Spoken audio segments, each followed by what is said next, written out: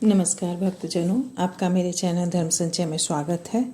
और चलिए आज सुनते हैं विष्णु जी को सबसे अधिक प्रिय कौन है। श्रीमुख भगवान श्री विष्णु के श्रीमुख से ही सुने कि कौन है उन्हें सबसे अधिक प्रिय। एक बार की बात है, भगवान नारायण बैकुंठ लोक में सोए हुए थे। उन्होंने स्वप्न में देखा कि करोड़ों चंद्रमाओं की कांति वाले त्रिशूल डमरूधारी त्रिलोचन भगवान शिव प्रेम और आनंदित होकर उनके सामने नृत्य कर रहे हैं। उन्हें देखकर भगवान विष्णु हर्ष से गदगद हो उठे, अचानक उठकर बैठ गए और कुछ देर मग्न हो गए। उन्हें इस प्रकार बैठे देखकर श्री लक्ष्मी जी उनसे पूछने लगी, भगवान आपके इस प्रकार अचानक निद्रा से जगने का क्या कारण है। भगवान ने कुछ देर उनके इस प्रश्न का कोई उत्तर नहीं दिया और आनंद में निमग्न हुए चुपचाप बैठे रहे। कुछ देर बाद हर्षित होते हुए बोले, देवी मैंने अभी स्वप्न में भगवान शंकर के दर्शन किए। उनकी छवि ऐसी आनंदमय एवं मनोहर थी कि देखते ही बनती थी। मुझे ऐसा लग रहा है कि भोलेनाथ ने मुझे स्मरण किया है। चलो कैलाश में चलकर हम लोग महादेव के दर्शन करते हैं।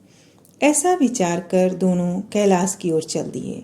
भगवान शिव के दर्शन के लिए कैलाश मार्ग के आधे दूर गए ही कि देखते हैं कि भगवान शंकर स्वयं माता पार्वती के साथ उनकी ओर चले आ रहे हैं। अब भगवान के आनंद का तो कोई ठिकाना ही नहीं रहा। पास आते ही दोनों परस्पर बड़े प्रेम से मिले। ऐसा लगा मानो प्रेम और आनंद का समुद्र चारों ओर उमड़ पड़ा हो। एक दूसरे को देखकर दोनों के नेत्रों से आनंदाश्रु बहने लगे। दोनों ही एक दूसरे से लिपटे हुए कुछ देर खड़े रहे। जब विष्णु भगवान ने शिव शंकर से पूछा तो मालूम हुआ कि शंकर जी को भी रात्रि में इसी प्रकार का स्वप्न हुआ कि मानो भगवान विष्णु को वे उसी रूप में देख रहे हैं जिस रूप में अब उनके सामने खड़े थे। दोनों के स्वप्न के वृतांत से अवगत होने के बाद दोनों एक दूसरे को अपने निवास ले जाने का आग्रह करने लगे। नारायण ने कहा कि बैकुंठ चलो और भोलेनाथ कहने लगे कि कैलाश की ओर प्रस्थान किया जाए। दोनों के आग्रह में इतना अलौकिक प्रेम था कि यह निर्णय करना कठिन हो गया कि कहाँ चला जाए। इतने में ही क्या देखते हैं कि वीणा बजाते हरि गुण गाते नारद जी वो कहीं से आ निकले। बस फिर क्या था, दोनों उनसे निर्णय कराने के लिए कहा चला जाए। बेचारे नारद जी तो स्वयं परेशान थे। उस अलौकिक मिलन को देखकर वे तो स्वयं अपनी सुध-बुध भूल गए और लगे मस्त होकर दोनों का गुणगान करने। अब निर्णय कौन करे। अंत में यह तय हुआ कि भगवती उमा को कह दें, वही ठीक है। भगवती उमा पहले तो कुछ देर चुप रही।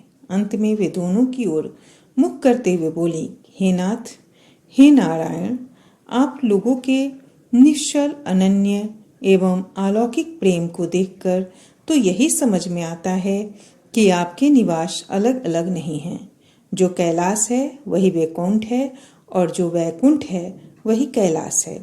केवल नाम में ही भेद है।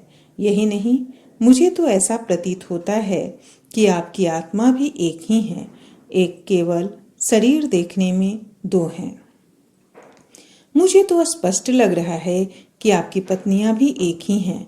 जो मैं हूँ वही लक्ष्मी है और जो लक्ष्मी है वही मैं हूँ। केवल इतना ही नहीं, मेरी तो अब यह दृढ़ धारणा हो गई है कि आप लोगों में से एक के प्रति जो द्वेष करता है वह मानो दूसरे के प्रति भी करता है। एक की जो पूजा करता है वह मानो दूसरे की भी पूजा करता है। मैं तो तय समझती हूँ कि आप दोनों में जो भेद मानता है उसका चिरकाल तक घोर पतन होता है। मैं देखती हूँ कि आप मुझे इस प्रसंग में अपना मध्यस्थ बनाकर मानो मेरी प्रवंचना कर रहे हैं, मुझे असमंजस में डाल रहे हैं, मुझे भुला रहे हैं। अब मेरी यह प्रार्थना है कि आप लोग दोनों ही अपने अपने लोक की ओर पधारिए और श्री विष्णु यह समझें कि हम शिव रूप में बैकुंठ जा रहे हैं और महेश्वर यह माने कि हम विष्णु रूप में कैलाश गमन कर रहे हैं। इस उत्तर को सुनकर दोनों परम प्रसन्न हुए और भगवती उमा की प्रशंसा करते हुए दोनों ने एक दूसरे को प्रणाम किया और अत्यंत हर्षित होकर अपने अपने लोक को प्रस्थान किया। लौटकर जब विष्णु वैकुंठ पहुंचे तो श्री लक्ष्मी जी ने उनसे प्रश्न किया कि हे प्रभु, आपको सबसे अधिक प्रिय कौन है? भगवान बोले, प्रिय मेरे प्रियतम केवल श्री शंकर है। देहधारियों को अपने देह की भांति वे मुझे अकारण ही प्रिय हैं। एक बार मैं और श्री शंकर दोनों पृथ्वी पर घूमने निकले। मैं अपने प्रियतम की खोज में निकला और खोज में इस आशय से निकला कि मेरी ही तरह जो अपने प्रियतम की खोज में देश देशांतर में भटक रहा होगा वही मुझे अकारण प्रिय होगा। थोड़ी देर बाद मेरी श्री शंकर जी से भेंट हो गई। वास्तव में मैं ही जनार्दन हूँ और मैं ही महादेव हूँ। अलग अलग दो घरों में रखे हुए जल की भांति मुझ में और उनमें कोई अंतर नहीं है। शंकर जी के अतिरिक्त शिव की चर्चा करने वाला शिव भक्त भी मुझे अत्यंत प्रिय है। इसके विपरीत जो शिव की पूजा नहीं करते वे मुझे कदापि प्रिय नहीं हो सकते। इस तरह जो शिव की पूजा करता है वह वैकुंठवासी विष्णु को भी स्वीकार है और जो श्री विष्णु की वंदना करता है वह त्रिपुरारी को भी मना लेता है।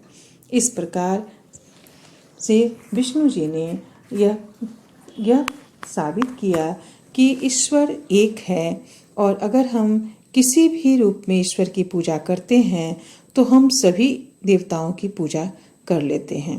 धन्यवाद।